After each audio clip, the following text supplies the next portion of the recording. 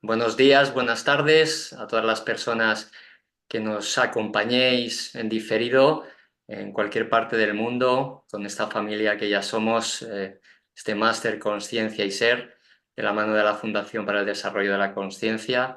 Y en este encuentro que tenemos con personas que entendemos que son resaltables, destacables para todo lo que tiene que ver con la evolución de la conciencia, pues tenemos el lujo de contar una vez más con una persona muy especial. Él es Emilio Carrillo.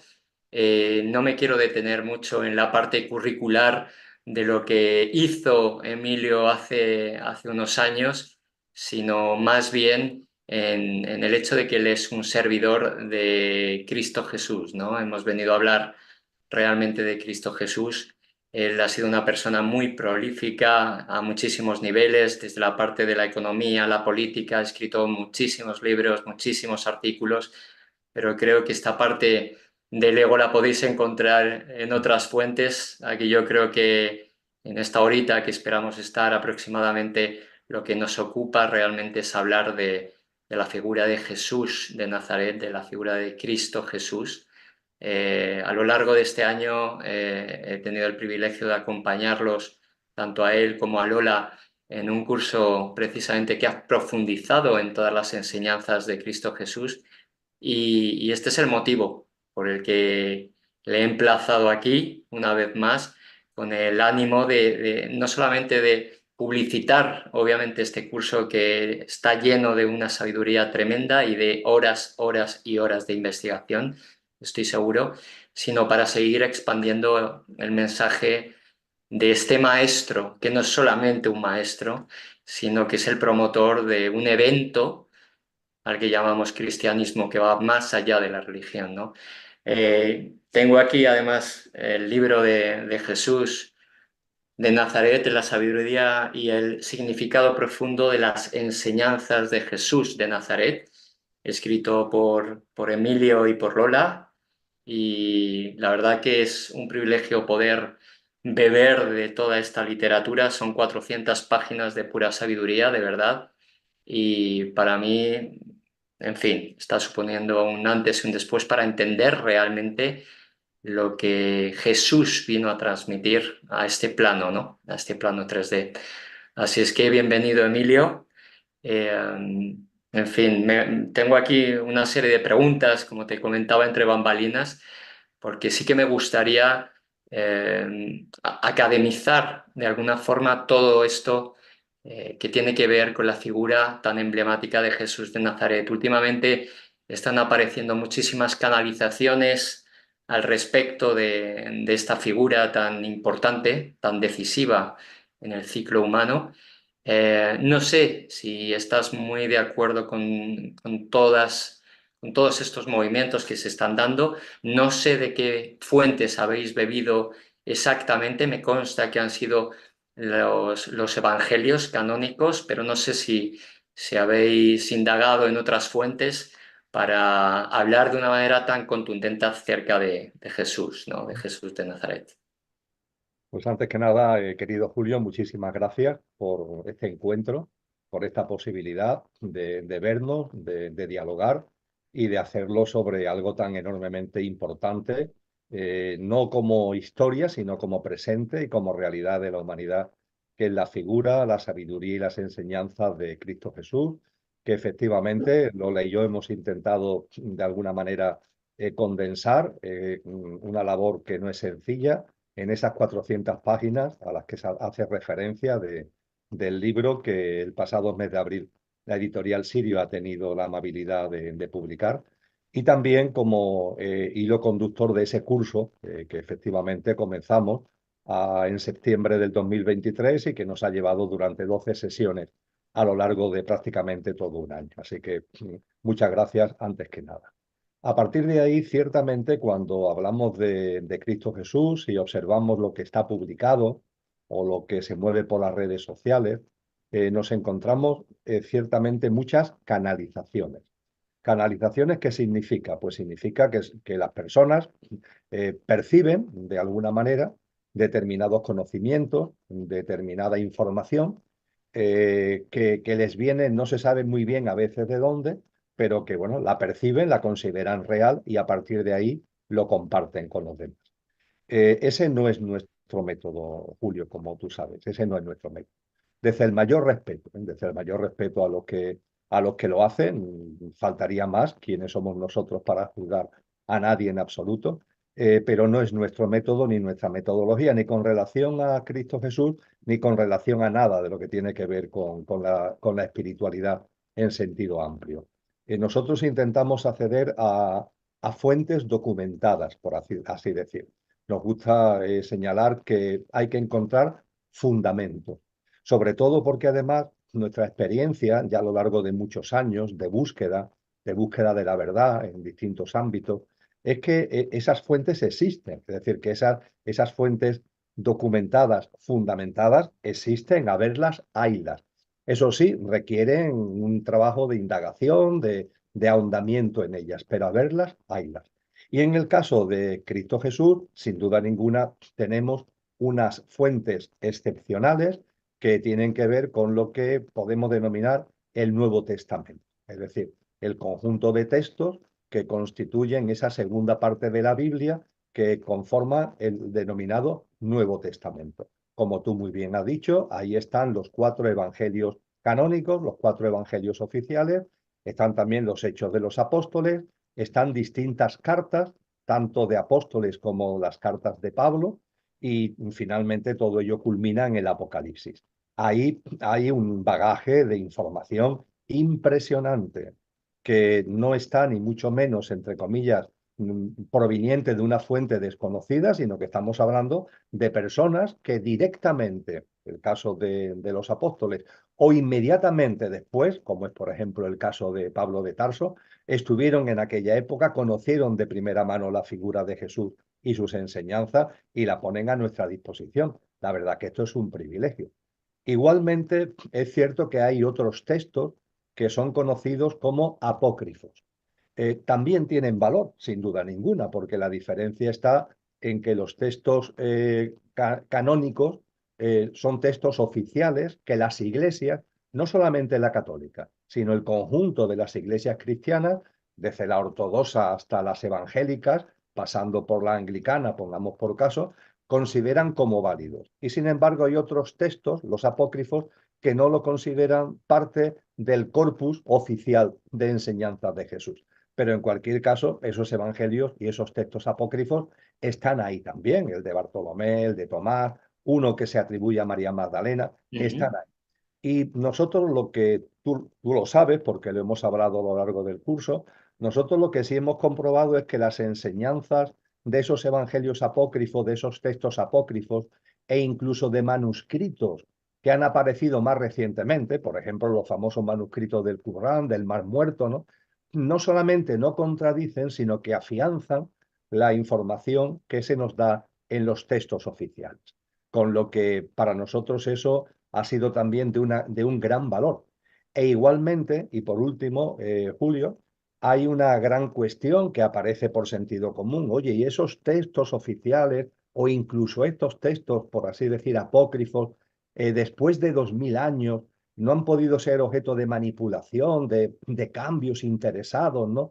Con estas religiones que se institucionalizan, que caen en tantas redes de intereses creados, de luchas de poder, ahí no ha podido haber algún tipo de manipulación. Pues bien, para nosotros la prueba del algodón está en el estudio de los denominados padres de la Iglesia. Es decir, dentro de nuestra labor de indagación hemos estudiado obras de esos padres de la Iglesia que curiosamente en algunos casos son obras que no han sido encontradas ni publicadas, sino en el siglo XIX y en el siglo XX. Por ejemplo, es el caso de Orígenes, una figura fundamental del cristianismo primigenio que vivió a caballo entre el siglo II y el siglo III. Y la obra de Orígenes es tremenda porque él, por ejemplo, en sus Principias, que es una obra muy voluminosa, recoge literalmente textos de los evangelios. Y claro, esa información que nos da Orígenes estaba como desaparecida, como perdida, y se ha recuperado recientemente. Y cuando esa información recopilada recientemente lo comparamos con los evangelios y los textos del Nuevo Testamento, vemos que casan, vemos que no hay contradicciones, vemos en definitiva que no hay manipulación. Así que en definitiva, con todo este bagaje que nosotros entendemos que es un bagaje fundamentado, pues hemos puesto sobre la mesa lo que entendemos que es una aproximación honda, profunda. También lo intentamos hacer amena porque eh, es una información que tiene mucha validez para el espíritu, para el alma y para el corazón de las personas, con lo cual hacerla amena no es difícil, todo lo contrario, es bastante sencilla y abriendo los ojos porque ahí hay una información que está a nuestra disposición. Eso sí, si queremos verla, también eso es verdad, y termino, Julio, si queremos verla, porque si nos acercamos a todo esto con unos sistemas de creencias preestablecidos, si nos acercamos a todo esto con unos dogmas, ¿no?,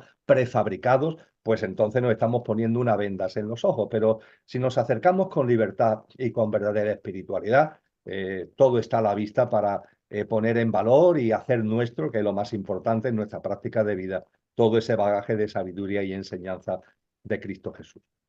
Ujú.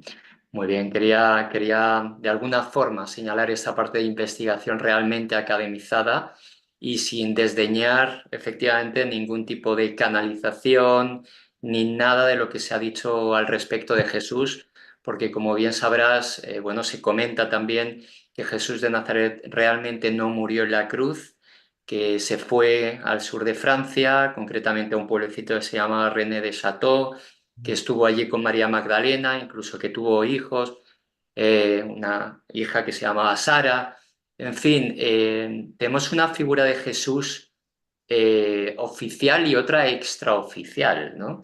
Al final han pasado muchísimos años, pero sí que me gustaría saber cuál es tu opinión al respecto, o por lo menos que la digas para los amigos del Máster Consciencia y Ser, ¿no? Al respecto de todo esto que se va moviendo, ¿no? Estamos siendo testigos de un movimiento consciencial brutal. Yo creo que estamos a las puertas de un nuevo paradigma de la realidad, si no se ha dado ya, para poder vivir a través del alma, como bien dices tú, luego ya tocaremos esto, y no solamente a través de la mente abstracta. Pero sí que me gustaría poner pies a todo esto, ¿no? ¿Quién era Jesús realmente? Yo sé que es una pregunta amplísima para el tiempo que tenemos ahora mismo, pero si efectivamente no murió en la cruz, se fue al sur de Francia con María Magdalena, en fin, toda esta parte de leyenda que quizá tenga algo de verdad, yo ahí ni entro ni salgo, simplemente hago mis labores de escéptico o de crítico en el buen sentido de la palabra, ¿eh? O de discernidor, para que no suene a que pongo ahí una carga emocional, ¿no? No hay carga emocional, es simplemente necesidad de sabiduría, ¿no? Ganas de alimentar. Ciertamente, Julio, este tipo de consideraciones sobre Jesús no deben ser dejadas a un lado. Hablábamos antes de acercarnos a la figura, a la sabiduría y a las enseñanzas de Cristo Jesús con la mente abierta, sin dogmas ni sistemas de creencias que nos venden los ojos. Y a ese respecto, todo eso que tú acabas de resumir sobre esa posibilidad de que Jesús no muriera en la cruz, que tuviera una relación de matrimonio con María Magdalena, que tuviera hijos, que viviera incluso en el sur de Francia, en el tramo final de su vida, porque no habría muerto en la cruz. Todo ese tipo de cosas, en lugar de rechazarlas, lo que hay que hacer es, primero, analizarlas con la mente y después dejar que nuestro corazón y nuestra dimensión interior, nuestra dimensión espiritual, vaya como tamizando toda esa información. En ese sentido, hace ya 20 años preparé y publiqué un libro, concretamente apareció en marzo del 2005, va a hacer por tanto pronto 20 años, que tuvo como título Los códigos ocultos. Y en los códigos ocultos hay un capítulo sobre el verdadero cristianismo. Y creo recordar que es el capítulo segundo del libro, un capítulo extenso. Y en ese capítulo segundo de los códigos ocultos me detengo en todo esto. ¿Por qué? Porque hay que detenerse. Hay que detenerse porque esto no es solamente algo que diga personas indocumentadas, sino que también lo han puesto sobre la mesa personas que han hecho una labor de indagación. Por ejemplo, hay un libro que tiene ya también varias décadas, que tiene como título El Enigma Sagrado. Es un libro de indagación de varios periodistas, de donde, por cierto, el autor famoso Dan Brown, el famoso autor del Código Da Vinci, que maneja todo este tipo de cosas que estamos ahora compartiendo, de donde bebió. Sin ningún tipo de duda, la novela El Código Da Vinci bebe mucho de esa obra, que no es una novela, sino que es un ensayo extenso que tiene como título El Enigma Sagrado. Y sobre todas estas cuestiones, en ese libro de los códigos ocultos, yo me hice eco. No tanto para decir que es así, como para poner en evidencia la posibilidad de que sea así. La posibilidad de que Jesús de Nazaret no falleciera en la cruz, porque se dan una serie de circunstancias, el hecho de que su cuerpo se ha bajado de la cruz tan rápidamente, el hecho de que se le dé una especie de brebaje que los evangelios hablan de un vinagre, ¿no? Pero da que pensar, ¿no? El que se lee ese brebaje cuando está en la cruz, el hecho de que Nicodemo, un gran rabí que se hizo seguidor de Jesús, apareciera en escena con 100 libras de mirra, que es una cantidad inmensa de mirra, que como sabemos actualmente y se sabía también en aquella época, es un desinfectante, ¿no? Entonces, bueno, tanto desinfectante para qué, ¿no? Entonces eso da que pensar, ¿no? Oye, puede ser que realmente Jesús no muriera, que lo bajaran de la cruz antes de morir, que inmediatamente lo atendieran, ¿no? Para recuperarlo. Y puede ser que después de esa recuperación, por razones obvias, se fuera a otro lugar a vivir y que ese lugar fuera el sur de Francia, porque estaba en el extremo contrario precisamente del Mediterráneo. Puede ser que eso lo hiciera en compañía de María Magdalena, en donde hay un evangelio apócrifo, ¿no? Que muestra que había una relación singular, ¿no? Porque aunque es cierto que cuando vas al manuscrito, en la palabra exacta hay como una mueca, con lo que se abren dudas, ¿no? Pero vamos a decir, la interpretación que encontramos en los evangelios apócrifos, en el caso del evangelio de Tomás, es que cuando se habla de María Magdalena se decía que era su discípula amada, su discípula preferida, y que la besaba en la boca, ¿no? Aunque ya te digo, en la palabra boca en concreto, ahí hay una mueca que da lugar a que a lo mejor no es boca, sino que puede ser la cabeza, vamos, para entendernos, ¿no? Pero se ha traducido tradicionalmente como boca, ¿no? En fin, todo esto, estimado Julio, es lo que no podemos, ni mucho menos, meter en un cajón sin más. Este tipo de cosas hay que valorarlas, tienen un sentido, tampoco de ninguna forma afectaría el hecho fundamentalmente de tener una relación de pareja, no afectaría lo que es la figura espiritual de Jesús de Nazaret, contribuiría a poner en su lugar a María Magdalena, una figura maravillosa a la que te adelanto que Lola y yo hemos decidido dedicar una indagación que va a durar por lo menos un año. Nos hemos fijado el verano del 2025 para concluirla porque entendemos que es una figura humana y espiritual que por unas cosas o por otras, tanto porque se le acusó falsamente de prostituta, una mentira que incluso ya la propia Iglesia romana, que ha sido la que ha difundido esa mentira, ya reconoció su falsedad, ¿no? Pero también ahora en la New Age, ¿no? En el supermercado espiritual, también se le introducen una serie de comentarios que yo diría que son demasiado modernos y que nos hacen olvidar posiblemente la sabiduría como sabia que tenía este apóstol, porque fue un apóstol sin ningún tipo de duda de Jesús. Pues bien, todo esto en definitiva, que a lo que iba Julio, no me quiero desviar, esto hay que tenerlo en cuenta. Y todo esto, por ejemplo, yo en su momento consideré que era oportuno sistematizarlo, ordenarlo y darlo también a conocer como posibilidad, no como seguridad, sino como posibilidad. Ahora bien, eso fue en un texto que se publicó en el 2005. Por tanto, su elaboración se hizo entre el 2003, 2004, han pasado 20 años. Y claro, 20 años después, en mí ha habido muchas experiencias, muchas vivencias, ha habido nuevas lecturas, ha habido nuevos encuentros, ha habido nuevos documentos y mi percepción en estos momentos es que sin sin de ninguna forma rechazar nada, eso no se atiene a la verdad de Cristo. Creo que lo que sí se atiene a la verdad de Cristo es su fallecimiento en el Gólgota.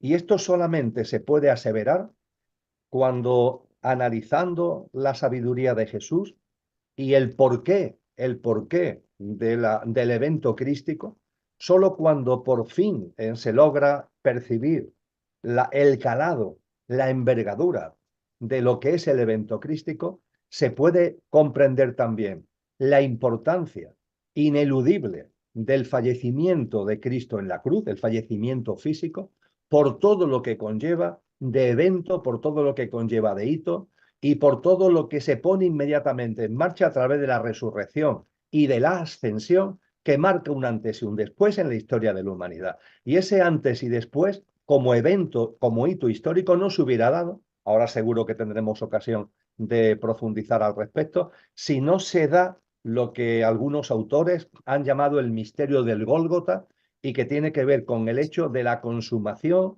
de una vida que es perfecta, porque la vida de Jesús de Nazaret espiritual, consciencialmente, es absolutamente ejemplar, y que muestra su ejemplaridad hasta el extremo de las circunstancias más duras y más adversas. Porque el tema de la crucifixión, del martirio que fue acompañado, ¿no?, de la agonía tan tremenda de tantas horas que vivió en todo lo que conocemos como la pasión, no es un tema de masoquismo, no hay que ponerlo en valor desde el punto de vista del masoquismo, ni desde el punto de vista a veces, como hacen las religiones dogmatizadas, de sublimar el sufrimiento. No, no, no. Se trataba de que la vida perfecta que Cristo lleva a cabo tenía que ser perfecta, demostrando plenamente su nivel de perfección, incluso con el viento totalmente en contra, incluso en las circunstancias más duras y más extremas. Y desde luego, lo que fue la agonía, la pasión, la agonía y la muerte en cruz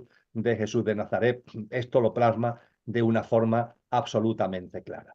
Y dicho todo esto, la percepción que yo creo que sin vendas en los ojos tenemos que contemplar es que Jesús de Nazaret, lo más importante, fue un ser humano, eso es fundamental tenerlo en cuenta, no es un alienígena, no es un extraterrestre, es un ser humano. Eso sí, un ser humano, todos tenemos un alma encarnada en cada uno de nosotros, hay un alma propia en ti, hay un alma propia en mí, en cada uno hay un alma diferenciada, individualizada, y la diferencia está en que el alma que encarna en Jesús de Nazaret es un alma que tenía ya un bagaje de reencarnaciones que había posibilitado que fuera un alma que había llegado al nivel máximo de autoconsciencia. Es decir, podríamos decir de una forma gráfica que el alma de Jesús de Nazaret ha sido el alma más plena y elevada que ha encarnado en la historia de la humanidad. Y a partir de ahí, ese alma que con una trayectoria de reencarnaciones llega a ese culmen de nivel de aceite, que diría el propio Jesús de Nazaret, utilizando la metáfora del alma como lámpara de aceite, que llega al culmen del nivel de aceite, esa encarnación en Jesús de Nazaret no solamente es que tenga ese potencial del alma más elevada que jamás ha encarnado, sino que lo hace real. Y esto es enormemente importante, lo hace real. Porque claro, puede ser que nuestra alma tenga unas cualidades, tenga un nivel conciencial, pero después, una vez que estás aquí, los avatares de la vida te pueden llevar por un sitio o por otro. Entonces, lo que sabemos de Jesús de Nazaret, de lo que es su vida, no son muchos datos. Tenemos algunos datos de su nacimiento, una escena cuando tenía unos 12 añitos en Jerusalén, pero después no sabemos nada, ni en los evangelios oficiales, ni en los evangelios apócrifos que nos deben merecer consideración. No hay ningún dato. El dato aparece cuando tiene prácticamente 29 años. Son los años perdidos de Jesús de Nazaret, desde los 12 hasta los 29. Se llaman así coloquialmente, los años perdidos. Y ciertamente en las canalizaciones que tú citabas hay información sobre esos años perdidos, que si estuvo en un sitio, que si estuvo en otro, que si aprendió de una escuela, que si aprendió de otra. ¿Dónde está recogido esos encuentros, esas enseñanzas? En ningún sitio, son canalizaciones. Y como decíamos antes, nuestro mayor respeto. Pero ojo, que no nos despisten de lo fundamental, porque lo fundamental no es lo que hizo o dejó de hacer, o quién estuvo o quién dejó de estar durante esos 17 años, sino que no hay duda, porque eso sí está perfectamente documentado, que cuando tiene 29 años, el alma, esa gran alma, ha plasmado todo su potencial. Y lo ha plasmado hasta el punto de que recibe la fuerza crística. La precipitación de lo crístico se produce en Jesús de Nazaret y se transforma de Jesús en Cristo, mereciendo por tanto el apelativo de Cristo Jesús. Esto es lo realmente importante. Y claro, cuando todo esto vamos atando piezas, pues con, insisto, no con dogmatismo, sino con la mirada abierta, pero van encajando las piezas de un modo que nos van permitiendo poner las cosas en su sitio y la figura de Jesús de Nazaret con la trascendencia y la sabiduría que sin ningún tipo de duda ostenta. Fenomenal, Emilio. Sí, pues precisamente te has adelantado a una de las respuestas que quería, bueno, desde entramar, ¿no? Que es precisamente ese movimiento en donde la fuerza crística, la energía crística le abraza, ¿no? Que es efectivamente a estos 29 años. Pero lo que quería también comentar y lo que quiero señalar, te lo decía antes, es precisamente la condición humana que es obvia respecto a que él ocupaba un cuerpo físico, un cuerpo emocional, una mente concreta y una mente abstracta, una mente superior más allá de lo que luego se dio. Él incluso en la pasión, ¿no? Cuando está crucificado, él mismo hace referencia hacia su sed, ¿no? Este tengo sed. Y no solamente esto, sino antes de comenzar con toda esta tortura, ¿no? Dice claramente, Padre, aparta de mí este cáliz, ¿no? Sabiendo, intuyendo de alguna manera lo que se venía, con lo cual él entendía perfectamente que iba a dolerse, ¿no? Que iba a recibir un trato por parte de todas estas personas que fueron absolutamente perfectas en la evolución de todo aquello que al final se dio para que emergiera esa fuerza crística, ¿no?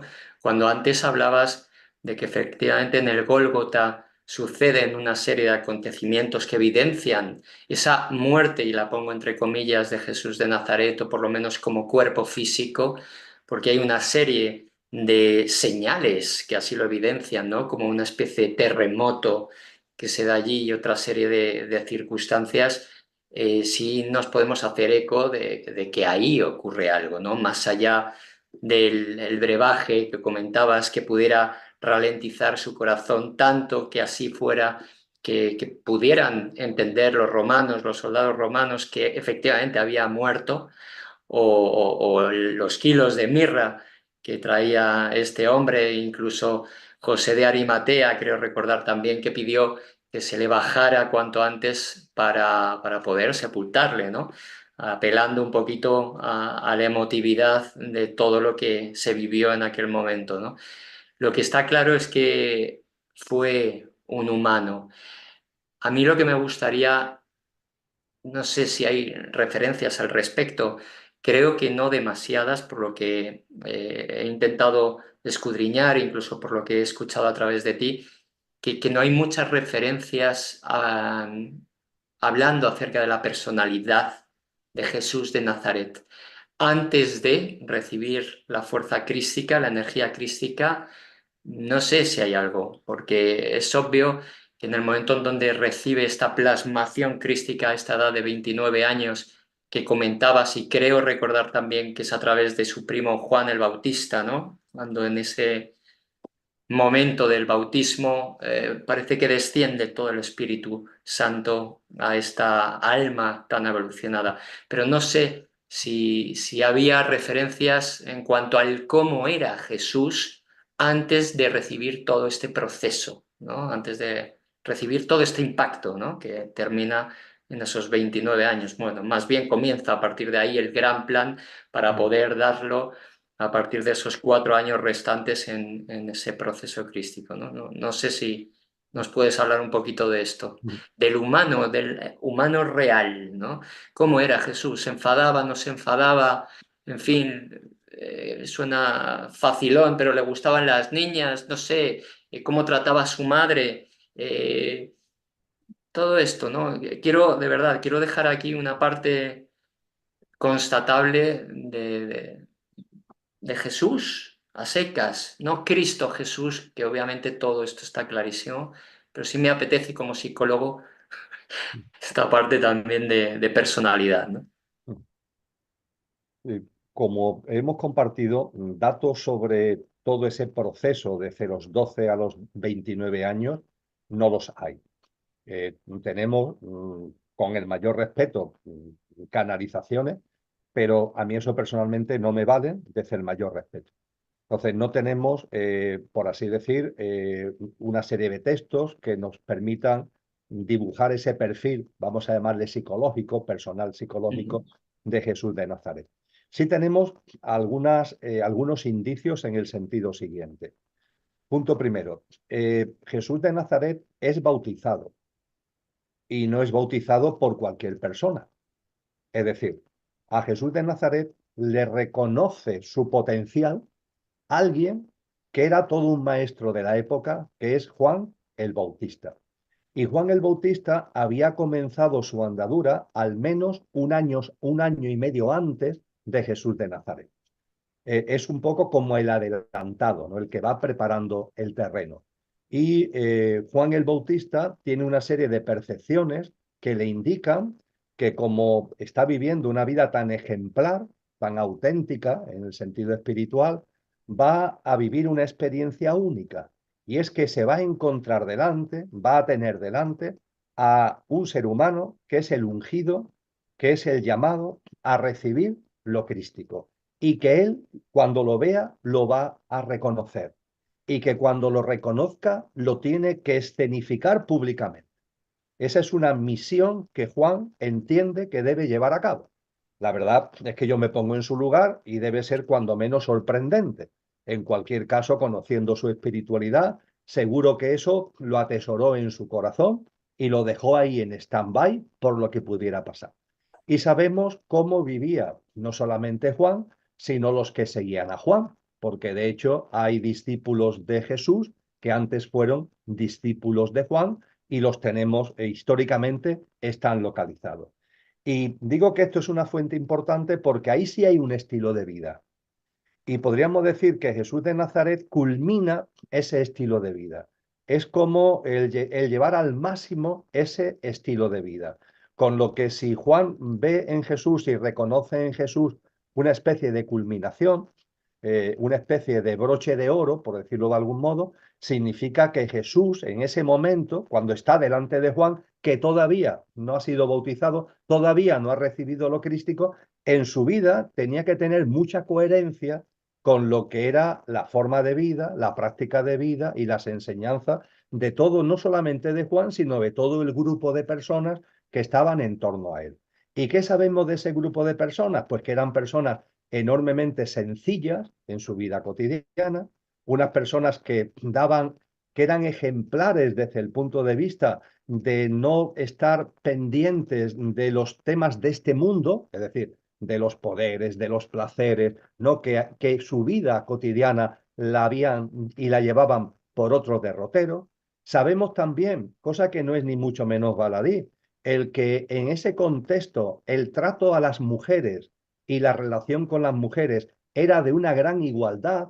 Eso también se ve después en Jesús, pero bueno, podríamos decir, oye, pero es que ya ha recibido lo crístico, ¿no? No, no, ese grupo que hay ahí en torno a Juan el Evangelista también tiene ya esta presencia de la mujer en situación de igualdad, lo cual para la época era absolutamente revolucionario, y también lo que conocemos es que eran amantes de la verdad, hasta el punto de que la verdad le costó la cabeza al propio Juan, a Juan el Juan. Bautista, que le terminaron cortando la cabeza por decir la verdad, y que eran personas de una enorme compasión, de un enorme corazón, que dedicaban permanentemente a atender a las personas vulnerables, estaban siempre al servicio de los más necesitados.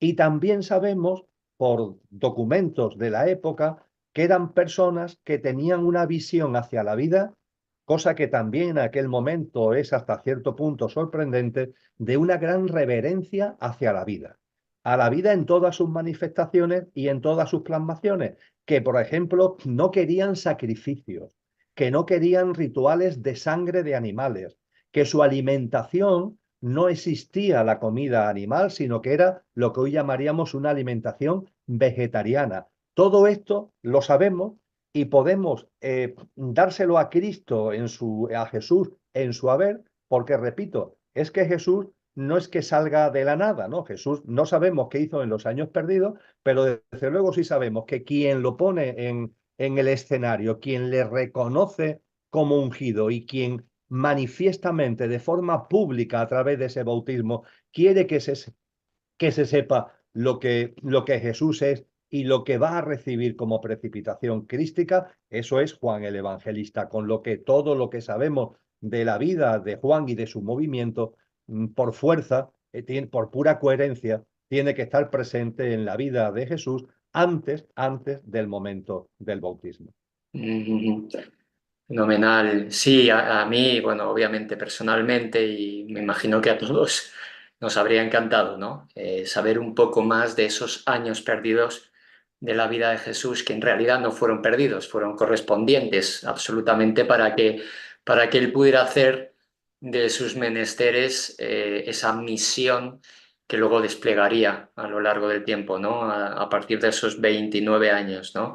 Lo que sí que me queda claro también es que debió haber un punto bastante transgresor para la época en el momento en donde hay una escena también que comentabas tú, donde él desaparece y sus padres están absolutamente preocupados. Creo que recordar que es a la edad de 12 años, un poco antes, y él aparece tiempo después porque estaba en el Sanedrín, ¿no? Creo recordar, bueno, debatiendo con los sabios de la época, bueno, pues todo lo que tenía que ver con las antiguas lecturas, ¿no? Entonces, veo un punto revolucionario sano, no tenía por qué ser tampoco violento, aunque sí que es cierto, y tú lo sabes perfectamente, que se ha apuntado también en esta dirección, ¿no? De que él pudiera ser un revolucionario incluso, incluso violento, ¿no? Cuando entra ahí también incluso a las puertas de Jerusalén y la lía en el templo, ¿no? Con los mercaderes. Al final estamos hablando en forma de parábola, en forma de metáfora, pero sí que es verdad que todo esto que estabas comentando se da ahí, ¿no? Él no quería que se comercializara con animales ni que se les llevara a sacrificios ni nada parecido, ¿no? Él vino realmente a, bueno, cristificar la tierra, ¿no? Esta es la gran enseñanza. Y me encanta todo esto que comentas y lo que he aprendido a lo largo del curso, porque hay una parte también con esta parábola de las lámparas de aceite, ahí es donde ya comienzo a aunar un poquito todo lo que también damos la formación conciencia y ser, porque sí que es cierto que hablamos de esos niveles de conciencia, sí que hablamos de esto del llenar las lámparas, ¿no? Llenar las lámparas de aceite para ser invitados, para que se abran las puertas hacia esa boda de las 100, de las 100 vírgenes, ¿no? Que se comentaba. Eh, hacías también referencia al hecho de que estamos llegando al culmen de una generación dentro de una humanidad, que en este caso es la quinta, según tu contabilidad, hablando de una humanidad en primera instancia polar, otra hiperbórea, otra que tiene que ver con los lemurianos, otra que tiene que ver con la Atlántida, otra que tiene que ver con la era axial, y por fin en esta humanidad que es la quinta humanidad de la sexta generación en la que vamos a entrar. Y comentabas también el hecho de que para entrar en esa sexta generación de esta quinta humanidad es necesario llenar esas lámparas de aceite, esos niveles de conciencia que al final son niveles de comprensión y en definitiva es un nivel de amor integrado, se dará para los que hayan tenido ese rasante de esa lámpara de aceite lo suficientemente lleno como para poder trascender a esa nueva humanidad. Y comentabas también que hay unos cuantos ya a los que llamas ungidos o sellados. No sé si el número 144.000 es un número simbólico o tiene que ver con algo también constatable. Bueno, pues para que serán de alguna forma los abridores de puertas, ¿no? Y que serán señalados por esas fuerzas involutivas también que comentabas, ¿no? Bueno, aquí tengo varias preguntas, ¿vale? Haciendo un poquito el contexto. Primera, ¿cuáles, cuáles son los requisitos para tener esas lámparas de aceite lo suficientemente llenas como para poder acceder a esa sexta generación de esta quinta humanidad? Y segunda pregunta sería algo así como, ¿el mal existe, entendiendo el mal como esa parte de ignorancia egoica a la que desde el cristianismo se ha llamado pecado o alejamiento de Dios? ¿O realmente existen también fuerzas involutivas más allá de lo que es la propia ignorancia egoica? ¿Vale? No sé si Bien. queda claro ahí. Sí, sí, queda muy claro y además te agradezco todas tus reflexiones y aportaciones. Por ejemplo, cuando recordando esa escena del niño perdido y hallado en el templo de Jerusalén, él efectivamente lo encuentran sus padres eh, eh, hablando con los rabís, ¿no? Con los maestros del templo con una naturalidad inmensa, ¿no? Eso significa que al perfil psicológico, entre comillas, ¿no? Que antes decíamos, de una persona enormemente compasiva, con una práctica de vida austera, sencilla, con un respeto y una reverencia hacia la vida, con un trato de igual a sus semejantes, incluyendo, por supuesto, a las mujeres, una atención a los vulnerables, etcétera, etcétera. También hay que ligarle, también hay que sumarle, por supuesto, una sabiduría. Estamos hablando de una persona que acumulaba su alma, lo tenía ya sin ningún tipo de duda, esa autoconsciencia, una gran sabiduría. Y esto es muy importante tenerlo en cuenta. También es muy importante tener en cuenta que él, cuando ya comienza su vida pública, a partir de lo que fue el bautismo, permanentemente se encontró con esta circunstancia que tú has subrayado.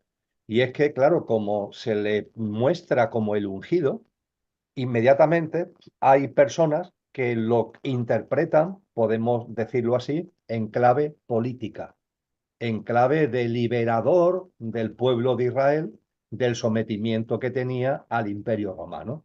Y ciertamente eso, por así decir, persigue, eso de alguna forma está ahí permanentemente en torno a Jesús durante toda su vida pública de 3 años y pico, hasta la crucifixión, fallecimiento en la cruz, resurrección y ascensión. Lo persigue.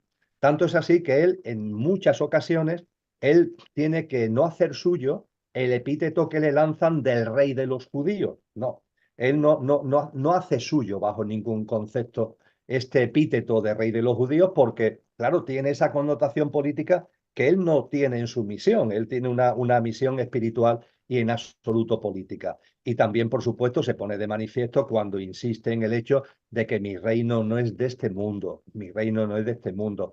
Al César lo que es del César, a Dios lo que es de Dios. Yo no estoy para los temas del César, yo estoy para otra cosa, yo estoy para acercar el reino de los cielos. En esto tiene que ser insistente y a pesar de que es insistente, no puede evitar que se le sigan acercando gente que de algún modo perciben o quieren percibir un papel que va más allá de lo espiritual.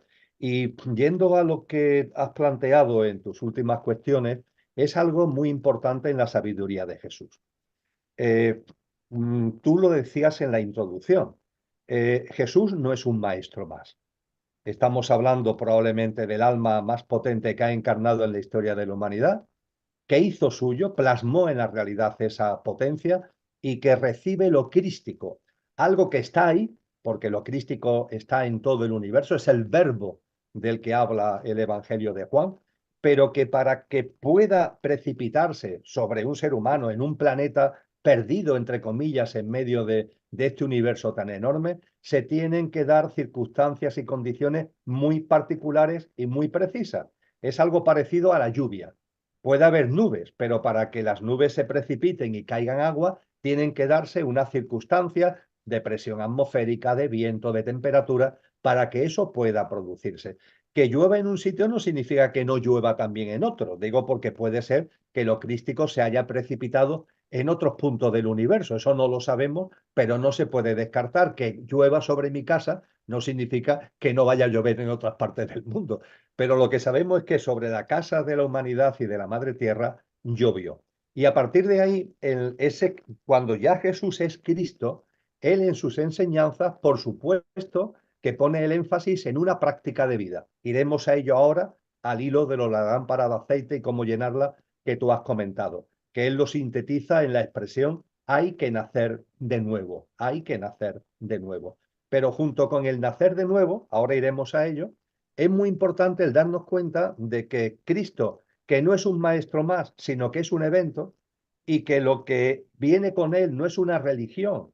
El cristianismo no es una religión, es un evento único en la historia de la humanidad que marca un antes y un después, y Jesús transformado en Cristo Jesús pone mucho énfasis, no solamente que por supuesto en la práctica de vida del nacer de nuevo, sino que nos da unas enseñanzas únicas sobre el hecho de que este momento humano, este ciclo humano, es un ciclo que va a terminar, que no creamos que este ciclo es indefinido, no, no. Esta generación, como él dice en el Evangelio de Mateo 24, esta generación está llamada a tener un final. No nos habla del final de la humanidad, de la tierra, sí nos habla del final de este ciclo humano, de esta generación humana. Y esta expresión generación enlaza con lo que las tradiciones espirituales previas nos han ido ya mostrando. Está en los diálogos de Platón, pongamos por caso, está en toda la enorme sabiduría de las tradiciones espirituales orientales, de que esta humanidad no es la primera, de que ha habido distintas humanidades. Y Jesús lo que nos dice es que este ciclo humano que él llama una generación va a tener un final. E incluso nos advierte que ese final no está lejano, aunque también nos dice, nadie sabe ni el día ni la hora, estar atentos a las señales. Y en sus enseñanzas nos indica las señales para que podamos percibir cuándo se puede acercar el momento del final de este ciclo humano, de esta generación, para que arranque un nuevo ciclo humano que tendrá como distintivo una mayor cualidad vibracional, tendrá como distintivo una humanidad que realmente ya es una humanidad ejemplar desde el punto de vista de que vivirá no desde el personaje perecedero, sino que vamos a vivir desde nuestra dimensión álmica con los atributos y cualidades que la caracterizan. Y estas enseñanzas sobre la evolución, no de cada uno, sino la colectiva, son únicas. Y desde luego solamente encontramos en Jesús de Nazaret y en los textos cristianos que acompañan las enseñanzas de Cristo Jesús, las referencias explícitas, las referencias claras a todo lo que es ese proceso de terminación de un ciclo, el que estamos, para que arranque un nuevo ciclo humano. Y a partir de ahí también nos dice Jesús, y no todos podrán participar en el nuevo ciclo humano. ¿Quiénes podrán participar? Los que en libre albedrío lo elijan. Es decir, los que por su práctica de vida estén en situación de vivir en ese ciclo que utilizaba antes la expresión, vuelvo a usarlo, va a tener una mayor frecuencia vibracional. Incluso el cristianismo nos habla de una nueva humanidad, el nuevo ciclo humano, en una tierra restaurada. Es decir, la propia madre tierra va a vivir como una reconfiguración de elevación vibratoria. Y lo que se nos enseña en el cristianismo es que para que las almas encarnadas, es decir, para que tú, para que yo, podamos participar de esa tierra restaurada, tenemos también que restaurarnos en el sentido de que tenemos que elevar nuestra frecuencia vibratoria. Y la elevación de nuestra frecuencia vibratoria para que tenga sintonía con la nueva vibración de la nueva humanidad no es fruto de que nadie te lo diga o te lo deje de decir. No es ni premio ni castigo que nadie te dé. Eres tú contigo mismo. Eres tú y tus actos. Eres tú y tú mismo. Y a partir de ahí sí, ahí es donde emergen las enseñanzas de Jesús sobre el nacer de nuevo. Jesús nos indica con claridad que este ciclo humano va a terminar, que va a surgir un nuevo ciclo humano en esa nueva humanidad y en esa tierra restaurada, que para participar y disfrutar de esa nueva humanidad, las almas encarnadas, las personas, tenemos que tener no la lámpara totalmente llena, volviendo al símil de la lámpara, pero sí un nivel mínimo requerido para tener sintonía vibratoria con la nueva realidad vibracional en la que se puede dar. Y a partir de ahí, ¿cómo consigo echar aceite en mi lámpara? Pues el nacer de nuevo lo plasmo muy bien. Lo plasma muy bien Jesús en las prácticas de vida que nos enseña, por ejemplo, en el Sermón de la Montaña, por poner un ejemplo, en las prácticas de vida que él insiste enormemente sobre la importancia de la compasión, sobre la importancia del compartir, y hay un bagaje enorme en sus enseñanzas sobre esas prácticas de vida que tienen que ver fundamentalmente con que, primero, nos vayamos desidentificando de nuestro personaje perecedero, es decir, que nos vayamos dando cuenta de que Julio es mucho más que Julio, de que Emilio es mucho más que Emilio, y que yo tengo que dar un paso adelante para ir viendo, percibiendo, y eso sí, además viviendo en coherencia con lo que hay en mí, que hoy es Emilio, pero que antes no fue Emilio, y que habrá un momento en que tampoco será Emilio, lo que es imperecedero en el ser humano, que pongamos en valor lo imperecedero que hay en nosotros, con todo lo que ello implica, una desidentificación de nuestro pequeño yo y junto con esto una desidentificación de este mundo, entendiendo por este mundo no la madre tierra, no este plano maravilloso en el que vivimos, sino este sistema, esta forma de hacer las cosas que caracteriza a esta generación humana, eh, que no hace falta ser muy inteligente como para darse cuenta que en esta generación humana hay cosas maravillosas, pero lo que es el entramado institucional y político, lo que es el sistema socioeconómico, lo que son los pilares de este mundo, entendiendo mundo como sistema, están llenos de egoísmo, están llenos de egocentrismo, están llenos de deshumanización, de desnaturalización, y a partir de ahí el que nos dice, tenéis no solamente que dar un paso más allá de vuestro personaje para poner en valor lo imperecedero que hay en cada uno, sino que además tenéis que desidentificaros de este mundo. Este mundo no es el vuestro. Y él nos dice además, yo he vencido al mundo y vosotros debéis vencer al mundo. Esto no significa luchar. Él dice con claridad, con este mundo hay que convivir, pero una cosa es la convivencia y otra cosa es la connivencia. Convivir, hay que convivir.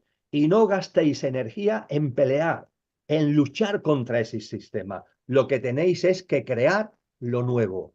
No pelear contra lo viejo, sino crear lo nuevo. Y esa creación de lo nuevo se hace conviviendo con este sistema, pero una cosa es la convivencia y otra cosa es la connivencia. No caigáis en la connivencia. Y esto significa, y esto es lo que nos corresponde hacer, y esta es la forma de echar aceite en la lámpara para poder participar activamente en ese nuevo ciclo humano al que estamos haciendo mención. Esto significa una práctica de vida que sea coherente con nuestro verdadero ser, que no esté ahí como abducido por el materialismo, por el economicismo, por el egocentrismo, que es lo que desgraciadamente ocurre con tanta frecuencia, que demos un paso adelante, que salgamos de esas arenas movedizas de tanto materialismo y seamos capaces de vivir de otra manera. Y concluyo, porque no son palabras de Jesús, pero materializan, dan una especie de plasmación bellísima a las palabras de Jesús. Y son de un paisano mío llamado Antonio Machado, don Antonio Machado, que vivió hace ya unas cuantas décadas y que murió en el exilio. Antonio Machado, haciendo su autorretrato, nos da la clave. ¿Qué significa esto de echar aceite en la lámpara? ¿Qué significa esto de estar en condiciones de invitarnos? Porque somos cada uno los que nos invitaremos o no. Nadie nos va a premiar ni a castigar. Somos cada uno de nosotros. ¿Cómo podemos invitarnos a nosotros mismos para ser agentes activos y participar en la nueva humanidad? Pues como dice Antonio Machado, siendo buenas personas en el buen sentido de la palabra. Él lo decía de sí mismo con la modestia que le caracterizaba. Soy un buen hombre en el buen sentido de la palabra bueno. Ser buenas personas en el buen sentido de la palabra. Y yo sé, como tú sabes, y cualquier persona que se mire durante 10 segundos se dará cuenta de que todos sabemos cuando en nuestra dinámica de vida las circunstancias cotidianas, las que la mente llama importantes, las que la mente llama no importantes. Todos sabemos cuando somos o no buenas personas. Hay algo en nuestro interior que claramente nos indica si estamos siendo o no buenas personas. No se nos pide que seamos santos, se nos pide que seamos buenas personas. Aunque en este proceso habrá personas que llegarán a un punto muy alto. Esos son los 144.000, Julio.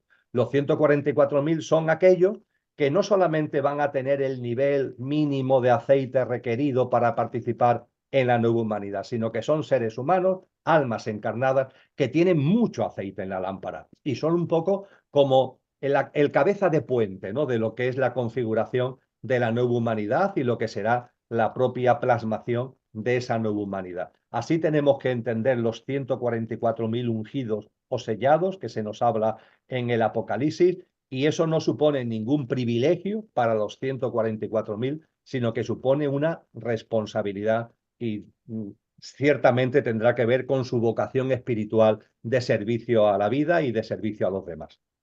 Así es, así es. Me ha encantado esto de Antonio Machado, ser buena persona, ¿no? Yo creo que hay un indicador en este sentido absoluto, ¿no? Y es ahí donde realmente señalamos y apostamos en la formación, que es el nivel de paz interior que uno pueda tener. Yo creo que cuando uno realmente está en paz, está en verdad. Cuando uno está en verdad, está alejado de esto que llamabas o llamábamos desde el cristianismo, que hemos entendido todos como pecado. Yo creo que ese pecado que hace alusión a esto que se puede denominar también como el veneno del alma en otras tradiciones, yo creo que está realmente purificado en el momento en donde nos sentimos en paz. O sea, yo creo que esto correlaciona directamente con este concepto al que aludías del ser buena persona. Hay una figura con la que nosotros también trabajamos, es la figura de Gerardo Smeldin, haciendo simplemente aquí el guiño por aquello de la buena persona, que distingue precisamente entre el malo, entre el bueno y el sabio, ¿no? El malo es, bueno, pues ya lo sabemos todos, esta persona que tiene un grado de empatía muy deficitario, un grado, por lo tanto, de compasión bastante mermado, personas, bueno, que van a lo suyo, ¿no? Siempre a lo suyo, egoístas, ¿no? Egoístas, personas, en fin, que si algo positivo tienen en este sentido es que no se posicionan como interferidores de los procesos de los demás, ¿no? Porque no les importas. Entonces esto está muy bien, ¿no? En este sentido. Luego estaría el bueno, al que aludía Antonio Machado y que tú has sacado también, ¿no? Y el bueno en este sentido es una persona sensible, una persona que conecta ya con el mundo del corazón, con el mundo de la emotividad, con la compasión. Pero fíjate que Gerardo Smerdin en este sentido señalaba también lo siguiente, y es que se descapitalizaba energéticamente hablando. El bueno muchas veces, de bueno que es, se pierde en esa energía vital porque sufre con el otro. ¿Mm? Y entonces hacía una siguiente propuesta que era el sabio. Y el sabio es una combinación, podríamos también describirlo así, entre el malo y el bueno. Con el malo en el sentido de que no se mimetiza con el otro, pero sin embargo se compadece del otro y entiende que para estar al servicio del otro no puede descapitalizar su propia energía vital. Por lo tanto, no sufre con el proceso del otro, pero sí que se implica cuando es solicitado, cuando se le pide ayuda y cuando esa persona que pide ayuda no puede hacerlo por sí mismo. ¿Mm? Entonces, bueno, quería hacer este guiño simplemente que me parece curioso, al menos, ¿no? A mí, sumando a esto del ser buena persona, bueno, aspiramos todos los que nos movemos en estos menesteres a hacernos cada vez más sabios, a ir incorporando cada vez mayor nivel de paz interior y por lo tanto aumentar cada vez un poquito más, aunque sea ese nivel de aceite, para poder ir abrazando al ser que somos y comenzar a vivir desde ahí, desde el alma. Yo creo que esta es la propuesta. Creo recordar también que tú hablabas de que Jesús de Nazaret, Cristo Jesús, aparece aquí en la era axial, en la humanidad axial, y que con su cristificación, a partir de su muerte, podemos vincularnos directamente con esa mente abstracta. ¿Qué crees? Y termino con esta pregunta, te tendría aquí muchísimo tiempo compartiendo, Emilio. ¿Qué crees que tiene que suceder como evento crístico o lo que sea para que podamos realmente comenzar a vivir desde el alma que somos? Para responder esta ¿Tiene que pregunta, aparecer otro evento? ¿Tiene que suceder otro evento?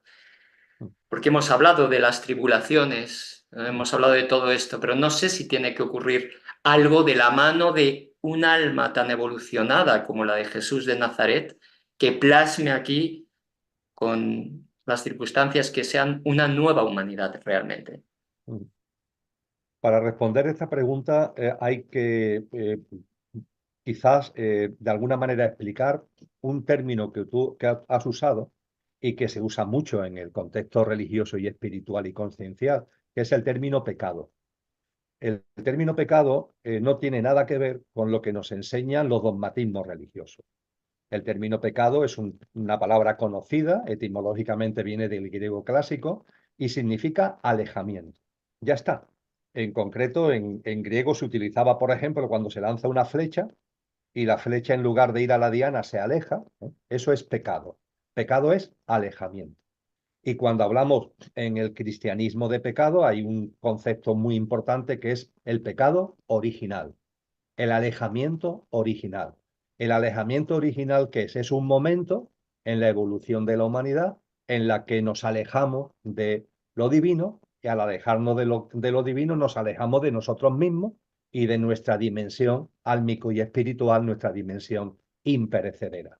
De hecho, Cristo Jesús nos dice que Él ha venido al mundo, su gran misión es sacarnos, posibilitarnos que nos salgamos de ese alejamiento.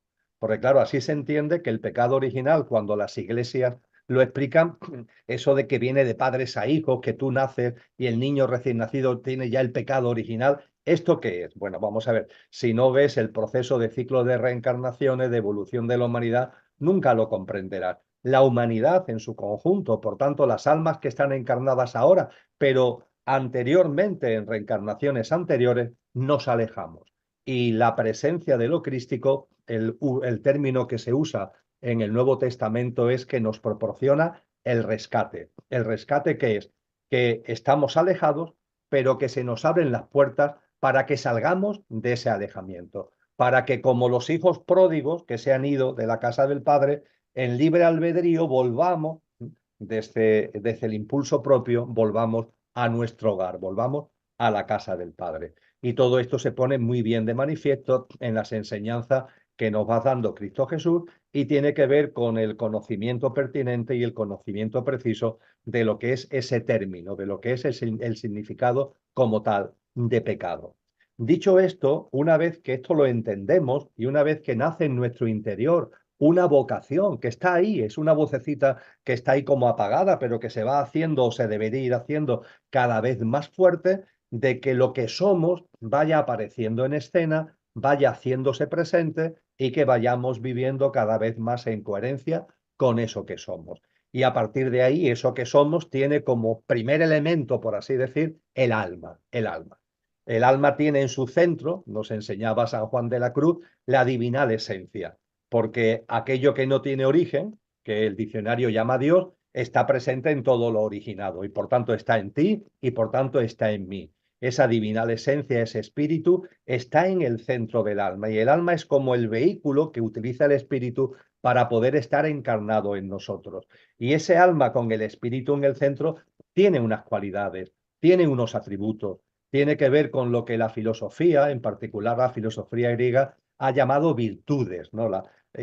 Esas virtudes que tienen que ver con sabiduría, que tienen que ver con paz, la paz que tú hacías mención anteriormente, tienen que ver con libertad, tienen que ver con el bien, tienen que ver con una serie de cosas que es que llevamos dentro, forman parte de nuestra auténtica naturaleza. Y además, tú también lo has dicho, un nivel mental que tenemos que poner en valor, porque lo enseña también la psicología, tú eso lo sabes mejor que yo. En el plano mental humano hay muchas cosas y hay una parte del plano mental que es la mente más concreta, la mente más inferior, por llamarlo de alguna forma, que se ocupa de lo cotidiano y rutinario, pero tenemos también un nivel de nuestra mente que nos permite hablar a ti y a mí de lo que estamos hablando aquí y a las personas que tienen la amabilidad de estar siguiendo este encuentro, les permite también ir siguiendo los contenidos de este encuentro. Esa mente abstracta que nos dice la filosofía, que se incorpora al consciente colectivo humano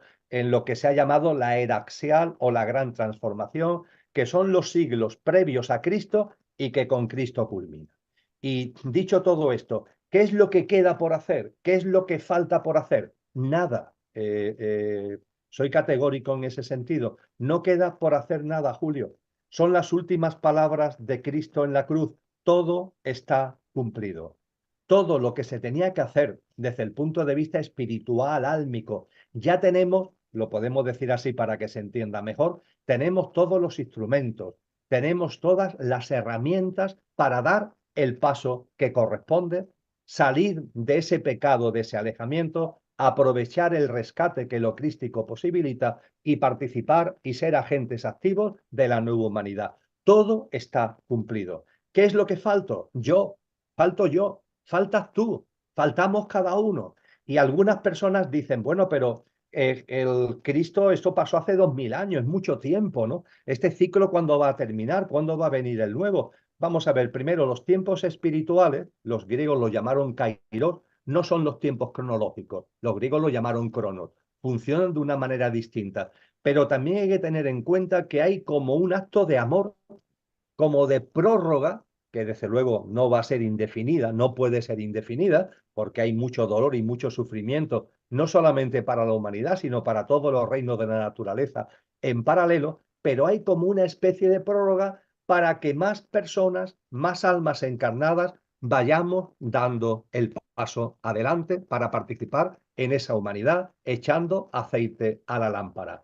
Hay influencias involutivas, interferencias que nos quieren mantener en el extravío, pero hay una potencia y hay unos instrumentos y unas herramientas que ya están todo dados para que cada uno en su libre albedrío podamos dar ese paso y participar en la nueva humanidad. Así que todo está cumplido y ahora lo que falta es que cada uno nos invitemos. Esa invitación a la nueva humanidad no se puede comprar online, no se puede comprar en ninguna taquilla, no nos la va a regalar o a negar nadie, sino que la tenemos que elaborar cada uno de nosotros con una dinámica de vida que no se nos pide que lleguemos a niveles muy altos, pero sí que vayamos avanzando en ese ser buena persona que tanto tú como yo hemos puesto en valor.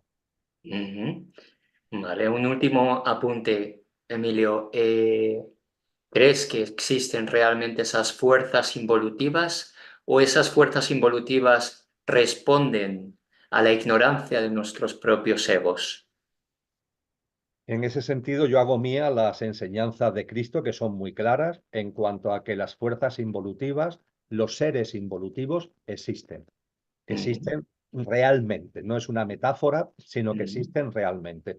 Es más, hablando no del mundo, sino de este mundo, hablando no de la madre tierra, no, sino de este sistema, Cristo Jesús lo dice de una forma tan rotunda, Julio, que pone los pelos de punta, porque él dice que este sistema socioeconómico, este entramado político institucional, este complejo tecnológico militar, este sistema tiene un gobernante.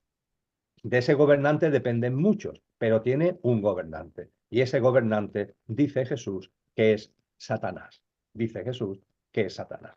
Y en los propios evangelios se nos pone de manifiesto que Satanás es una figura, no es una entelequia, hasta el punto de que cuando Jesús recibe lo crístico y se transforma en Cristo Jesús, lo primero que hace Cristo Jesús que es retirarse 40 días de ayuno y de oración y de meditación al desierto y los textos varios evangelios, no uno, sino varios evangelios, nos narran que estando Jesús en el desierto, se le aparece Satanás y mantienen un diálogo, está ahí recogido. No es algo como entelequia, no es un diálogo preciso, donde se pone muy bien de manifiesto, además, vamos a llamarlo así, las artes que Satanás y los que lo siguen utilizan como para despistarnos. Y de hecho, intentan incluso despistar a Cristo Jesús, sin éxito desde luego, pero lo Mm. intentan.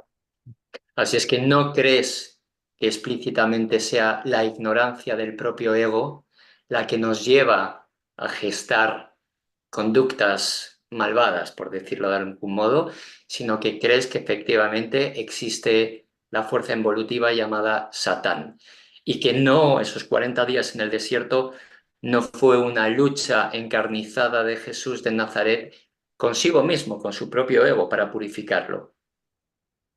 La lucha encarnizada con el ego, Jesús tenía que tenerlo superado absolutamente. Si no, lo crístico es imposible que se precipite sobre él. Sí, No, ahí lo que hay es un diálogo, vamos a llamarlo así, real, como el que estamos manteniendo tú y yo, entre comillas. no Y entiendo. desde luego hay unas interferencias involutivas. Ahora bien, Julio, esto también es muy importante. Finalmente la decisión es de cada uno, ¿eh? Quizás, aunque lo podamos tomar como metáfora, pero fíjate lo que se nos dice en el libro del Génesis sobre esa humanidad que es la humanidad adámica con el tema de la manzana. Bueno, ahí aparece Satanás en forma de serpiente y lanza sus mentiras, por decirlo de alguna forma. Pero finalmente, utilizando la metáfora, la decisión de morder la manzana o no es de cada uno. No se nos obliga a morder la manzana, ¿no? Con lo que hay unas interferencias, yo diría que esas interferencias confunden, es como una niebla, pero después estamos nosotros. Y estamos Mm. nosotros para tomar la decisión, con lo que no nos podemos justificar o excusar en que como hay interferencias, yo me he dejado llevar. No, el que te deja llevar eres tú. Y junto con esas interferencias tenemos muchísimos instrumentos para todo lo contrario, para la cantidad de sabios y sabias y de maestros y de maestras que a lo largo de la historia nos han advertido y nos han convocado y nos han animado a vivir en coherencia con lo que somos, saliendo de esa dinámica involutiva. Así es, Emilio. Por eso quería apelar a esta parte de autorresponsabilidad, esta parte de libre albedrío, Por en supuesto. donde nosotros podemos morder esa manzana muchas veces impelidos por nuestra propia ignorancia, ¿no? Pese a que pudieran existir estas fuerzas involutivas, ¿no? Aquí podríamos hablar otro, vamos, otro tanto, podríamos abrir otro melón, pero no quiero abrirlo porque ya obviamente se nos escapa el tiempo llamado Cronos, que no el Kairos, este funciona por otro lado, como bien decías, pero bueno, en fin, podríamos vincularlo con leyes universales, bueno, se me ocurren muchísimas maneras. Emilio, simplemente de verdad agradecerte de nuevo este tiempo compartido contigo. De verdad ha sido un placer, como siempre. Recomendar, por supuesto, tu libro y el de Lola, del que tanto me he nutrido y me estoy nutriendo. Y bueno, simplemente decirte un hasta siempre o un hasta luego, porque me encantará comentar de nuevo contigo. Y nada más, despedirnos de las personas que nos han estado acompañando, o mejor dicho, que nos acompañarán, porque este encuentro es en diferido. Y bueno, simplemente agradecer de corazón y seguimos en el camino, El amigo. agradecimiento es mío, querido Julio, y eso sí, decirle a las personas interesadas que el curso que hemos hablado de Jesús de Nazaret para el año de septiembre del 24 a junio del 25 tendrá una nueva edición que buscando en mi blog, El cielo en la tierra, o Ecocentro, que va a ser quien se va a encargar de la organización, el coste es muy asequible y yo creo que el Sí. material es muy potente, así que ojalá nos podamos ver allí muchas personas que ahora nos estamos viendo aquí gracias a tu ventana, esta ventana que Desde nos luego que ilumina sí. La figura de ampliamente. Jesús de Nazaret ha sido revulsiva. También, obviamente, la trabajamos aquí en la formación, en el Máster Conciencia y Ser, pero de una manera diferente. Tú te has especializado, ¿no?, aquí y la verdad que, por supuesto, ventana abierta para todo aquel que lo pueda disfrutar. Y si en algún momento también se quieren poner en contacto con nosotros a través de la plataforma del máster de Conciencia y Ser, a través de info@masterconscienciayser.com, pues encantados también de derivar. Y a través de tu blog, El cielo y la tierra, Emilio, en fin, son muchas las vías para poder seguir colaborando y aportando, y aquí estamos. Muchísimas gracias, querido Julio. Un Un abrazo muy abrazo fuerte, enorme, mil un abrazo gracias. grande. Gracias.